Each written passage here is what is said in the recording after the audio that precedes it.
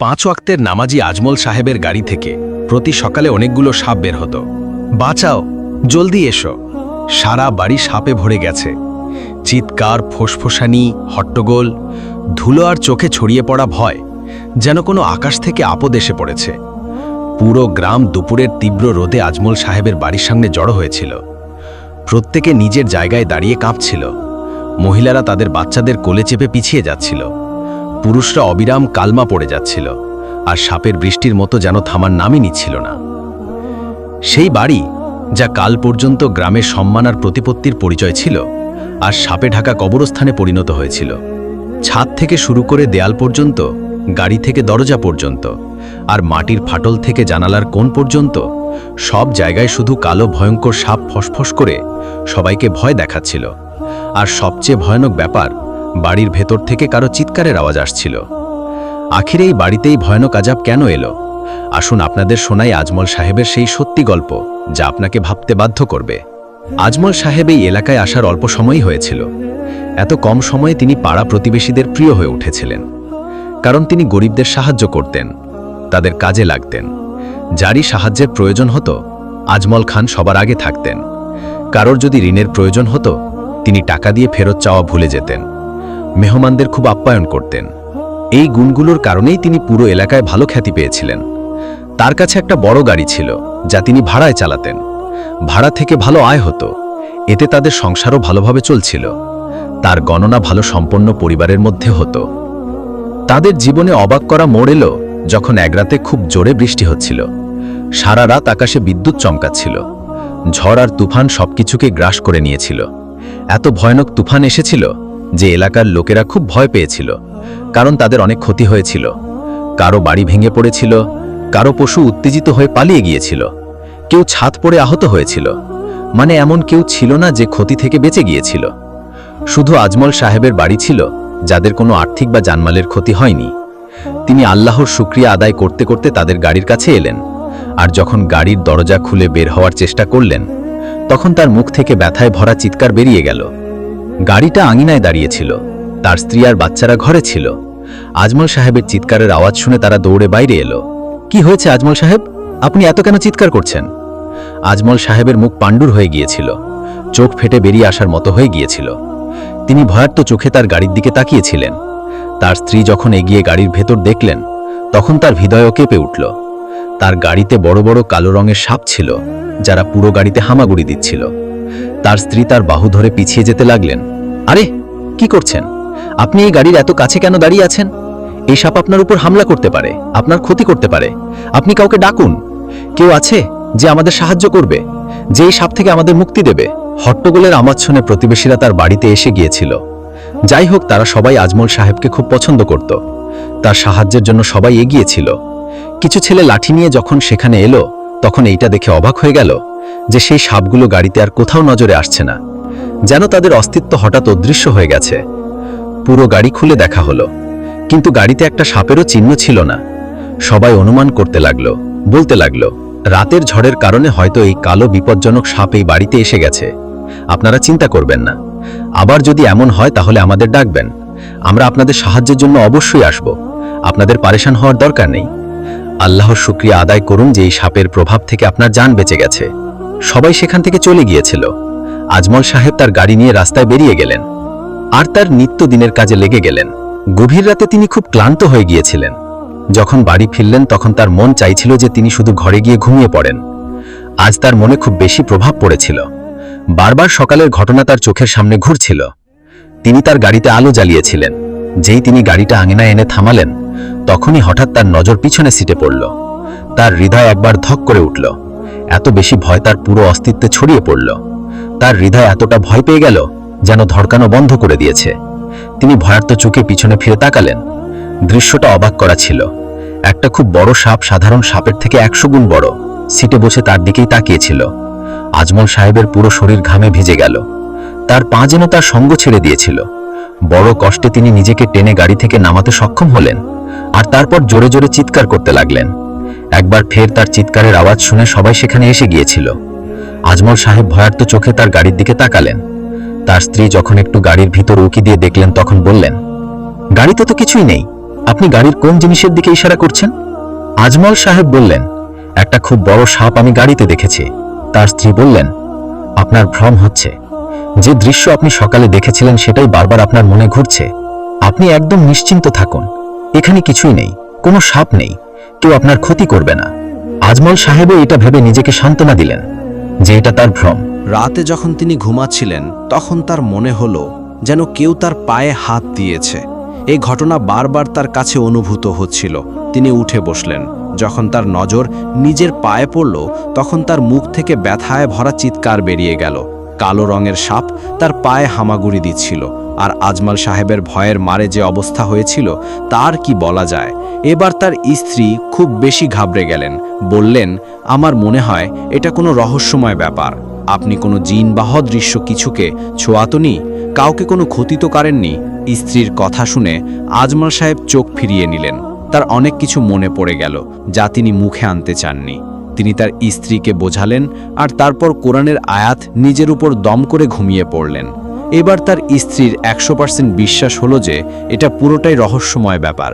নিশ্চয়ই এর পেছনে জিনের হাত আছে। এখন আজমল সাহেবের স্ত্রী সুন্নতে বলা দোয়াগুলো প্রতিদিন পড়ে তার উপর দম করতেন। পুরো বাড়িতে কোরআনের আয়াত পরে পানিতে দম করে দেয়ালে ছিটিয়ে দিতেন। নিজেও নামাজ আর সুন্নতে বলা দোয়াগুলোর পাবন্দি করতেন, তার বাচ্চাদেরও করাতেন। আর আজমল সাহেবকেও বারবার এই কথা মনে করিয়ে দিতেন যে তিনি কোরআনের আয়াত দিয়ে নিজের সুরক্ষার বেড়া তৈরি করে রাখবেন। আজমল সাহেব নামাজ আর রোজার পাবন্দ ছিলেন, জামাতের সাথে নামাজ আদায় করতেন। একদিন যখন তিনি মসজিদে এলেন তখন ইমাম সাহেব তার মুখের হাবভাব দেখে চমকে গেলেন। কি হয়েছে আজমল সাহেব, আপনি এত পরেশান কেন? ইমাম সাহেবের আধ্যাত্মিকতার সাথে গভীর সম্পর্ক ছিল। তিনি কোনো মানুষের মুখের হাবভাব দেখে তার ভেতরের অবস্থার আন্দাজ করতে পারদর্শী হয়ে উঠেছিলেন। আজমল সাহেবকে দেখে তিনি প্রায়ই অবাক হতেন। তার মুখের হাবভাব, তার চোখের ঝকঝকে দৃষ্টি ইমাম সাহেবকে কিছু ভাবতে বাধ্য করত, কিন্তু কখনোই তিনি তার ভাবনাকে মুখে আনেননি। কিন্তু আজ যখন তিনি আজমল সাহেবকে এতটা পরেশান দেখলেন তখন তিনি কিছু না বলে থাকতে পারলেন না। আজমল সাহেব পুরো ঘটনা ইমাম সাহেবকে বললেন। ওই রহস্যময় সাপের কথা তাকে বললেন আর তার পরেশানির কথাও জানালেন। ইমাম সাহেব গভীর ভাবনায় ডুবে গেলেন। বললেন, আপনি যা বলছেন এই ব্যাপারটা এত সহজ নয়। প্রতিদিন আপনার গাড়িতে সেই সাপ এসে যায়। যখন আপনি হইচই করে কাউকে সেখানে ডাকেন তখন সেই সাপ দেখতে দেখতে অদৃশ্য হয়ে যায়। আপনি কখনো কি এটা জানার চেষ্টা করেছেন যে সেই সাপ কোথা থেকে আসে? আর এমন তো নয় যে আপনার কোনো শত্রু তাদের আপনার বাড়িতে গাড়িতে ফেলে দেয় যাতে তারা আপনার ক্ষতি করতে পারে। ইমাম সাহেবের কথায় আজমল সাহেব ভাবনায় পড়ে গেলেন। বললেন, এটা জানার চেষ্টা আমি কখনোই করিনি। আমি আজই বাড়িতে ক্যামেরা লাগিয়ে দেখব। ইমাম সাহেব বললেন, আপনি আপনার চেষ্টা করে দেখুন। আমি কাল সকালে সকালে আপনার বাড়িতে আসব আর আমি নিজে এই ব্যাপারটা দেখব। যদি সেই সাপ আমার নজরে পড়ে তাহলে আমি পুরো ব্যাপারটা আল্লাহর হুকুমে অবশ্যই জানতে পারবো আর এর কোনো না কোনো সমাধানও অবশ্যই বের করব। ইমাম সাহেব তার বাড়ির আঙিনায় জায়গায় জায়গায় ক্যামেরা লাগিয়ে দিয়েছিলেন। তিনি জানতে চাইছিলেন যে এই বাড়িতে রাতের অন্ধকারে এমন কে আসে যে এই বিষাক্ত সাপগুলো তার গাড়িতে ফেলে দেয়। আল্লাহ না করুন যদি এই সাপ তাকে বা তার পরিবারের অন্য কোনো সদস্যের ক্ষতি করতে সক্ষম হয় তখন কি হবে?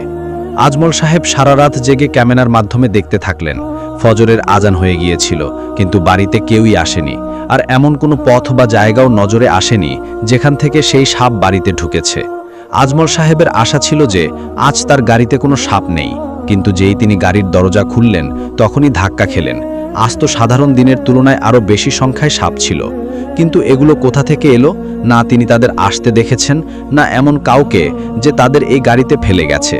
তাহলে এই সাপ আখিরে তার কাছে কি চায়? যদি এরা তার ক্ষতি করতে চাইতো তাহলে এই সাপ আজ পর্যন্ত তাকে কামড়ায়নি কেন, তাকে কষ্ট দেয়নি কেন? এমনই অগণিত প্রশ্ন ছিল যা আজমল সাহেবকে ঘিরে ধরেছিল আর তিনি ভেবে ভেবে পাগল হয়ে গিয়েছিলেন। কিছুক্ষণ পেরিয়ে গিয়েছিল যে ইমাম সাহেবও সেখানে এসে গিয়েছিলেন। তিনি গাড়িটা মনোযোগ দিয়ে পরীক্ষা করলেন। বললেন, আমি আজ রাতে একটা বিশেষ আমল করব, যার পরে আমি সবকিছু জানতে পারবো। আমি আমার পুরো চেষ্টা করেছি যে আমি এই সাপগুলোর একটা ঝলক দেখতে পাই, যার পরে এই রহস্য জানা আমার জন্য কঠিন হতো না। কিন্তু চেষ্টা করেও সেই সাপ আমার নজরে আসতে পারেনি। এর জন্য আমাকে রাতে বিশেষ আমল করতে হবে। ততক্ষণ আপনি এই তাবিজ আপনার বাহুতে বেঁধে রাখুন, সুন্নতে বলা দোয়াগুলোর ব্যবস্থা করুন, নিজের আশপাশে সুরক্ষার বেড়া তৈরি করে রাখুন, যাতে কোনো সাপ আপনার ক্ষতি করতে না পারে। আজমল সাহেবের এখন কিছুটা সাহস হয়েছিল যে ইমাম সাহেব তার এই মুশকিল থেকে বের হতে অবশ্যই সাহায্য করবেন আর তার এই সমস্যার সমাধান অবশ্যই বুঝতে পারবেন। কিন্তু আজমল সাহেব আজ নিজের মধ্যে এই সাহস জোগাড় করতে পারেননি যে তিনি গাড়ি নিয়ে বাইরে যাবেন। আজ তিনি কোনো কাজ করতেও প্রস্তুত ছিলেন না। আজ তিনি অন্য আরেকজনকে গাড়ি চালাতে বললেন, কিন্তু সেই লোক স্পষ্ট মানা করে দিল।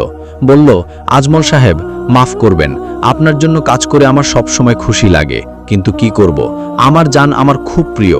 আপনার গাড়ির সাথে যে গুজব ছড়িয়েছে যে এটার উপর জিনের আশিক আছে যারা সাপের রূপে আপনার কাছে আসে, যদি সেই সাপ আমার ক্ষতি করে তখন কি হবে? আজমল সাহেবের খুব রাগ হয়েছিল, কিন্তু এই রাগ গিলে নিলেন।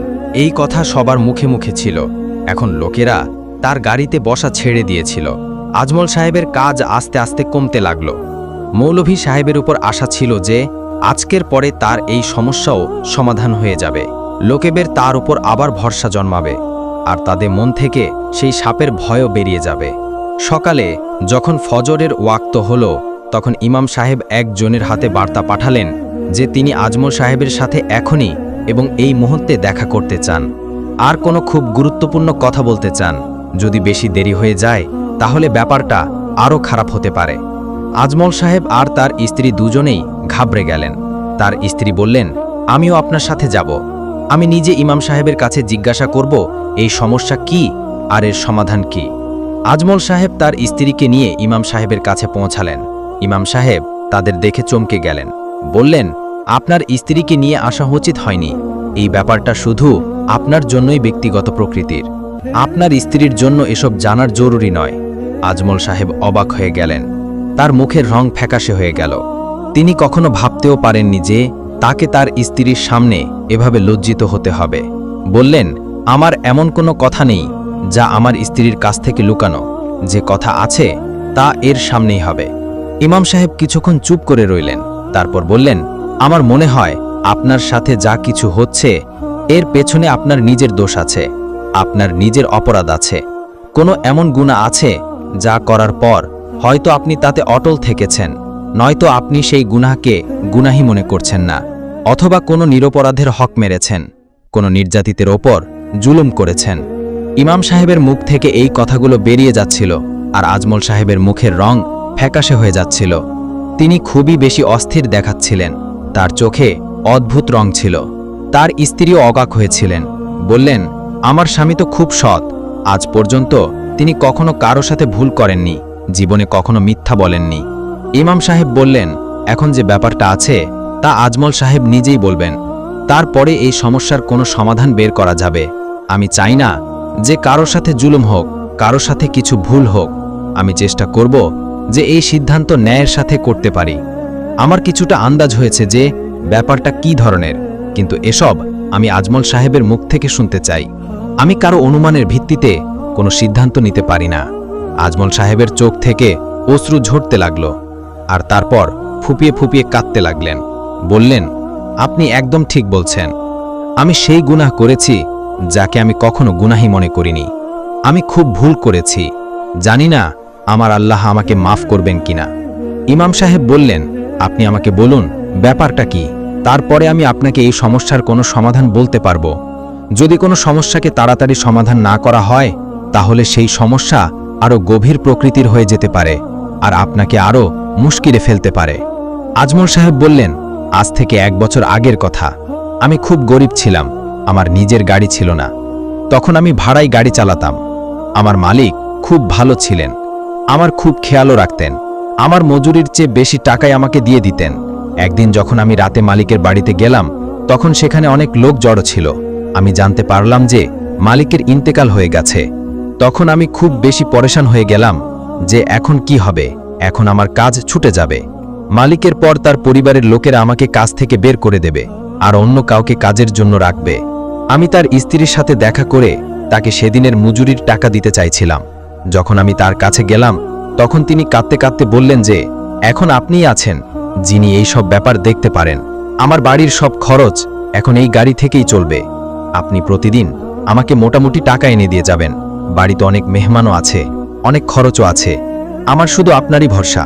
আমার স্বামী বলতেন যে আপনি খুব সৎ, সব কাজ সততার সাথে করেন। আমি তাই আপনার ওপর ভরসা করছি। আমার বিশ্বাস আপনি আমার ভরসা ভাঙবেন না। তখন আমি তার কথা মেনে নিয়েছিলাম। আমি মনে মনে খুশি হয়ে গিয়েছিলাম। আল্লাহর শুকরিয়া আদায় করতে লাগলাম যে আমার এই রোজগার আল্লাহ আমার থেকে কেড়ে নেননি, বরং এখন আমি আগের চেয়েও বেশি স্বাধীনতার সাথে কাজ করতে লাগলাম। আমার মুনাফায় এখন বৃদ্ধি হয়েছিল। আগে তো মালিক আমাকে জিজ্ঞাসা করত যে আমি কত কাজ করেছি। নিজের মজুরির সাথে তিনি কয়েকশো টাকা আমাকে নিজেই দিয়ে দিতেন, কিন্তু এখন আমি বেশিরভাগ টাকা নিজের কাছে রাখতাম আর কিছু টাকা সেই মহিলার হাতে দিয়ে দিতাম। তিনি এই ব্যাপারেও আমার প্রতি কৃতজ্ঞ হতেন যে আমি সততার সাথে কাজ করছি আর প্রতিদিন তাকে খরচের টাকা দিচ্ছি। তিনি খুব সরল সিধে মহিলা ছিলেন। তিনি জানতেন না যে আমি কতটা ঘোপলা করছি, তাকে কতটা ক্ষতি করছি। আমি এই ব্যাপারেও আল্লাহর শুকরিয়া আদায় করছিলাম যে সেই বিধবা মহিলা একা ছিলেন। তার কোনো ভাই ছিল না যে তাকে কোনো পরামর্শ দিত। স্বামীর ভাইয়েরা খুব দূরে থাকত, তারা বছরের পর বছর পরে আসতো যেত। এমন অবস্থায় সেই মহিলা আমারই দয়ার উপর ছিলেন। দিন দিন আমার লোভ বাড়তে লাগলো। একদিন আমার মনে একটা অনন্য চিন্তা এলো। আমি ভাবলাম, কেননা এই সব আমি তাড়াতাড়ি হাসিল করি। তখন একদিন আমি সেই বিধবা মহিলাকে বিয়ের প্রস্তাব দিলাম। তিনি আমার কথা শুনে হতভম্ব হয়ে গেলেন। বললেন, লোকে কি বলবে? আমার বাচ্চারাও আছে, স্বামীর মৃত্যুর 4 দিন হয়েছে, আর আমি দ্বিতীয় বিয়ে করব? তখন আমি কোনোভাবে তাকে রাজি করিয়েছিলাম। আমি খুব খুশি ছিলাম যে এখন আমি সব কিছু হাসিল করতে পারবো যা আমি চাই। আমি প্রতারণা করে গাড়ির কাগজপত্র আমার নামে করিয়ে নিয়েছিলাম।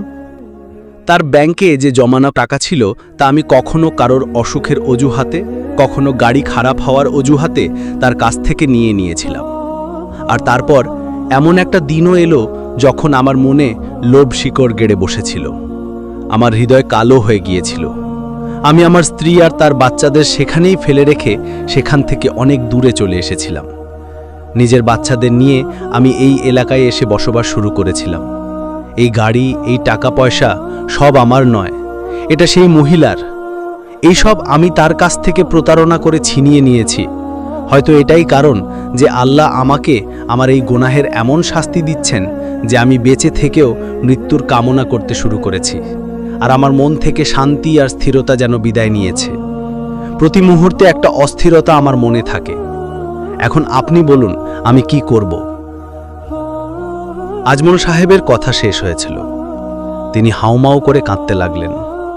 তার স্ত্রীর চোখে অবিশ্বাস ছিল, ভাঙা স্বপ্নের কিরিচ ছিল।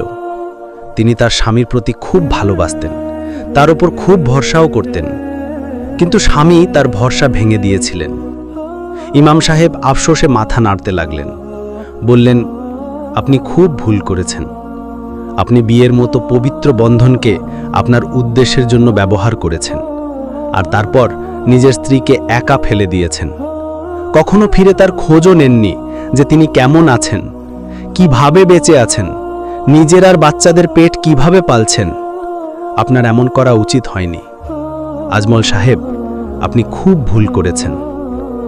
আজমল সাহেব কাঁদছিলেন আর বারবার নিজের কৃতকর্মের জন্য মাপ চাইছিলেন।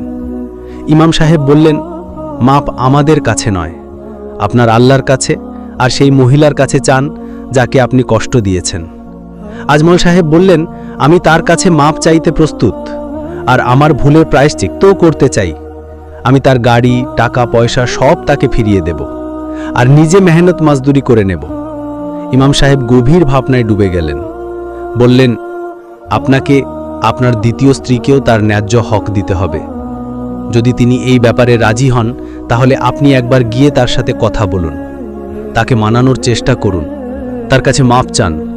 আল্লাহ করুন তার মন নরম হয়ে যাক, তিনি আপনাকে মাফ করে দিন, আর আপনার পরীক্ষা কেটে যাক। আজমল সাহেবের স্ত্রীও কাঁদছিলেন। বললেন, আমি আপনার সাথে যাব, আমি নিজে তাকে মানাবো, তাকে বলবো আমাদের জীবন থেকে শান্তি বিদায় নিয়েছে, আল্লাহর জন্য আমার স্বামীকে মাফ করে দাও, আমাদের সাথে এই বাড়িতে চলো, আমরা বোনের মতো থাকব। আজমল সাহেব সেই সন্ধেই ইমাম সাহেব আর তার স্ত্রীকে নিয়ে গিয়েছিলেন। যখন তিনি সেই বাড়িতে পৌঁছালেন তখন তার পা কাঁপছিল। দরজায় হাত রেখে তিনি গেলেন, হাত তোলা ভুলে গিয়েছিলেন। যখন দরজা খুললেন তখন সামনে সেই মহিলাই ছিলেন, কিন্তু খুব দুর্বল হয়ে গিয়েছিলেন। তার মুখে ঝুড়ি পড়ে গিয়েছিল, চুলও সাদা হয়ে গিয়েছিল। নিজের স্বামীকে দেখে তার মুখে অস্থিরতা ছড়িয়ে পড়ল। বললেন, আপনি জীবিত আছেন? এত বছর আপনি কোথায় ছিলেন? আমি আপনার জন্য কতটা অপেক্ষা করেছি, আপনার জন্য আমি কত কেঁদেছি, কত তর্পেছি, কত দোয়া মেঙেছি, কিন্তু আপনি আমার দিকে ফিরেও তাকাননি। যদি আপনার আমার সাথে এই সব করারই ছিল, তাহলে আমার সাথে বিয়ে কেন করলেন? তিনি কাঁদছিলেন আর অভিযোগ করছিলেন। তখন আজমল সাহেবের প্রথম স্ত্রী তার দ্বিতীয় স্ত্রীকে জড়িয়ে ধরলেন। তাকে বললেন, বোন, আমাদের মাফ করে দাও, আমরা তোমাকে মানাতে এসেছি, তুমি আমাদের সাথে চলো, আজ থেকে আমরা একসাথে থাকব। আমার স্বামীর ভুল হয়ে গেছে, আর তিনি নিজের ভুলে লজ্জিত, তার নিজের কৃতকর্মের জন্য অনুশোচনা আছে। সেই মহিলা বললেন, তুমি জানো না বছরের পর বছর আমি কিভাবে কাটিয়েছি? আমি লোকের বাড়িতে বাসন ধুয়েছি, লোকের বাড়িতে ঝাড়ু দিয়েছি, নিজের আর বাচ্চাদের পেট পালার জন্য আমি কি না করেছি। তখনই আমার আর আমার বাচ্চাদের 2 বেলা খাবার জুটত। এই সব এই মানুষটার জন্য হয়েছে। এই আমাদের রোজগার আমাদের থেকে ছিনিয়ে নিয়ে গেছে। আমরা এক একটা গ্রাসের জন্য তরপাতে লাগলাম। ইমাম সাহেবের এতে খুব দয়া হচ্ছিল। বললেন, বোন, আমি মানছি যে আপনার সাথে খুব জুলুম হয়েছে, এই মানুষটি আপনার সাথে খুব ভুল করেছে, কিন্তু আপনি শুধু মহানুভবতা দেখান। আপনি এই বিশ্বাস রাখুন যে আল্লাহ কখনোই তার বান্দাদের কোনো আমল বৃথা যেতে দেন না। প্রতিশোধ নেওয়ার চেয়ে ক্ষমা করা বড়। আল্লাহ ক্ষমা করা লোকদের পছন্দ করেন। আপনি আপনার স্বামীকে ক্ষমা করে দিন আর আল্লাহর পছন্দের লোকদের মধ্যে শামিল হয়ে যান। আল্লাহ আপনাকে এর পুরস্কার দেবেন। মহিলা বললেন, ঠিক আছে, আমি এই মানুষটিকে আরেকটা সুযোগ দিয়ে দেখি, যদি এইবার তিনি আমার সাথে কোনো দুর্ব্যবহার না করেন, ভুল আচরণ না করেন, তাহলে আমি তার সাথে থাকব আর তাকে মাফ করে দেব। আজমল সাহেব তার 2 স্ত্রীকে নিয়ে নিজের বাড়িতে ফিরে এলেন। এই কথা আস্তে আস্তে পাড়ায় ছড়িয়ে পড়ল। আজমল সাহেব যা কিছু করেছিলেন তা সবাই জেনে গিয়েছিল। সবার চোখে আগে আজমল সাহেবের জন্য সম্মান ছিল, এখন তাতে উপহাস ঝলকতে লাগল। আজমল সাহেব গাড়িটা তার দ্বিতীয় স্ত্রীকে দিয়ে দিলেন। বললেন, এটা আপনার আমানত, আমি আপনার আমানতকে আর আপনার থেকে দূরে রাখতে চাই না। তিনি বললেন, আমি আপনাকে মন থেকে মাফ করে দিয়েছি, আপনাকে মন থেকে আমার স্বামী মেনেছি, এখন আমার যা কিছু আছে তা আপনার। শুধু আপনি আমাকে আবার ধোঁকা দেবেন না, আমাকে কখনো একা ফেলে রাখবেন না, আমি আর দুঃখ সহ্য করার অবস্থায় নেই। আজমল সাহেব আকাশের দিকে মাথা তুলে তাকালেন, আল্লাহর শুকরিয়া আদায় করতে লাগলেন, যিনি তাকে এই পরীক্ষায় সফল করেছেন আর সেই মহিলার মনে ক্ষমা জাগিয়েছেন। এখন তিনি তার 2 স্ত্রীর সাথে এই বাড়িতে থাকতেন, দুজনের মধ্যে খুব ন্যায় বিচার করতেন, দুজনেরই খেয়াল রাখতেন আর দুজনের সাথেই ভালোবাসা করতেন। কখনো দুজনের বাচ্চাদের মধ্যে তফাৎ করেননি। সেই দিনের পর থেকে সেই রহস্যময় সাপ আর তার গাড়িতে কখনো নজরে আসেনি। না তিনি কখনো তাদের নিজের আশেপাশে দেখেছেন, না কখনো কোনো সাপের সরসর শব্দ অনুভব করেছেন। তার আন্দাজ হয়েছিল যে আল্লাহ তাকে মাফ করে দিয়েছেন, আর এই সাপ হয়তো তাকে তার ভুলের জন্য অনুশোচনা জাগানোর জন্যই তার জীবনে এসেছিল। তিনি আল্লাহের শুকরিয়া আদায় করেন, যিনি তাকে আর পথভ্রষ্ট হওয়া থেকে বাঁচিয়েছেন আর তাড়াতাড়ি নেকির পথ দেখিয়েছেন। নইলে জানি না তিনি কতদিন খারাপ পথে ঘুরতেন আর মরার পর জাহান্নামের হকদার হয়ে যেতেন। প্রিয় বন্ধুরা, আপনারা দেখলেন কারো হক মারার অঞ্জাম। তাই আপনারা যদি এমন গুনাহ করে থাকেন তাহলে তওবা করে নিন, আর আপনার পরিবার, বন্ধু, আত্মীয়দের মধ্যে এই ভিডিও শেয়ার অবশ্যই করুন, কারণ তারাও শিক্ষা পাবে। এবং আমাদের চ্যানেলটি সাবস্ক্রাইব করে রাখুন।